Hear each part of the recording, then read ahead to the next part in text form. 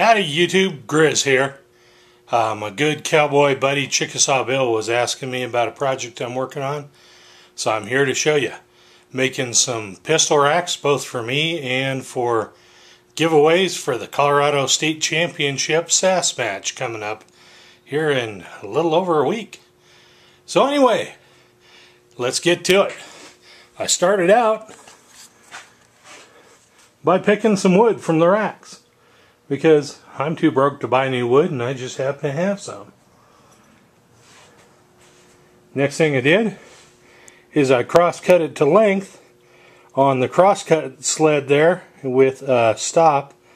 I trimmed off a clean edge and then just ran it up to the stop so they would all be the same length.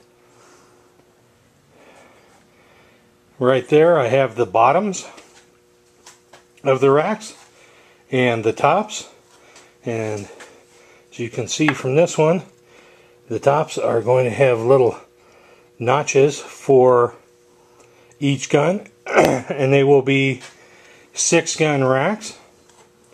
And on the prototype plywood one I made, I just used a hole saw and then a jigsaw to kind of take the ears left off, and that was okay, but it wasn't real clean, and would have been a lot of cleaning up. So I came up with a different way to do it.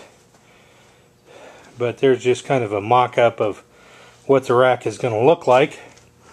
I am going to run dados in that base for those uprights to sit in and glue those in. But I mean, if you're just making it for yourself, plywood and then just a butt joint, a little bit of glue, and a couple of brads would probably work just fine.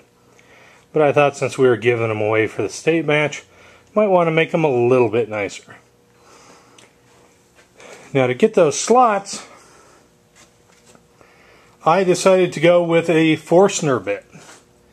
And unfortunately, my prototype had an 1.5" hole, and the biggest Forstner I had was 1.25 inches. So I tried that out with some of my pistols and it worked fine. So what I do is I start out and drill the lowest hole in there. Then I put a backer in there so that it doesn't tear out, and drill the high hole.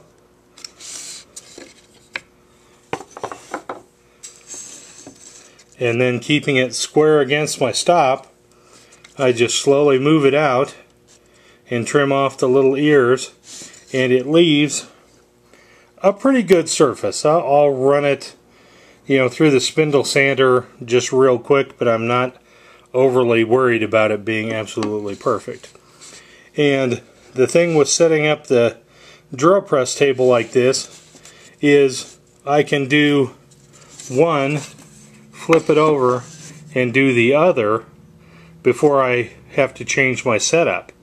And since I'm doing a total of 6 racks, well, I was doing 6, but I wound up short on upright parts, so I'm only doing 5. Okay, sorry for the edit, the batteries ran out. But anyway, yeah, I showed you flipping these in for ends, so with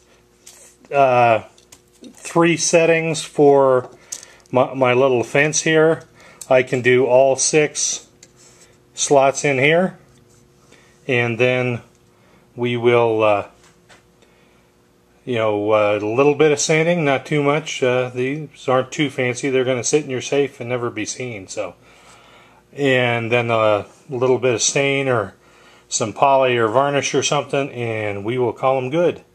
Now if you wanted to get really fancy, you could probably glue some felt in here.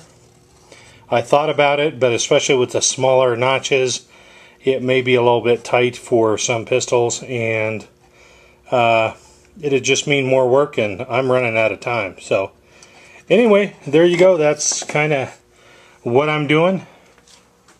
Pardon the messy shop. And how I'm doing it, just to make some fairly simple pistol racks. Grizz here, signing off. Hope to see you down the trail. Until then, watch your top knot.